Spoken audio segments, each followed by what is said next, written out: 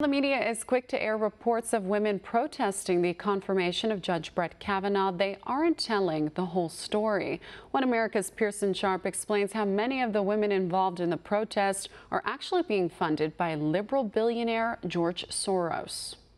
As the Democrats escalate their battle against Supreme Court nominee Brett Kavanaugh, it seems liberal billionaire George Soros doesn't want to miss out on the action.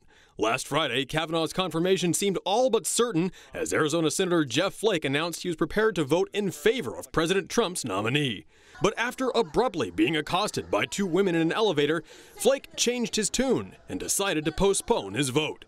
Following that, three women pounced on Senate Majority Leader Mitch McConnell at Reagan National Airport, demanding that he listen to women who were victims of sexual violence.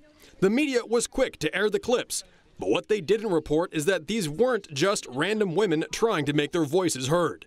In fact, those very women work for a nonprofit called Center for Popular Democracy. And guess where they get their funding? That's right, over $1.5 million was donated to the organization by none other than the radical leftist George Soros. Not only that, but Ana Maria Archila, the group's co-executive director, was the same woman who hassled Senator Flake in the elevator. And Senator McConnell was harassed by Tracy Corder, who directs the group's racial justice campaign. She's the same woman who accosted Republican Senator Bob Corker at an airport on Monday, but that wasn't all. Republican Senator David Perdue was also confronted by three other women, one of whom was Jennifer Epps Addison, the co-director of the Center for Popular Democracy.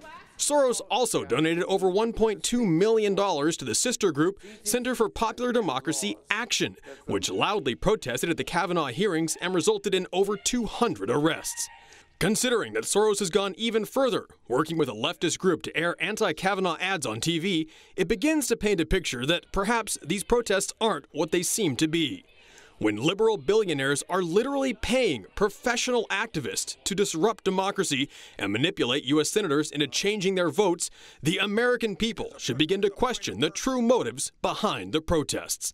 Pearson Sharp, One America News. Want to see more videos like this? Click on the link below and subscribe to One America News on YouTube, and call your cable provider and kindly demand that One America News is added to your lineup.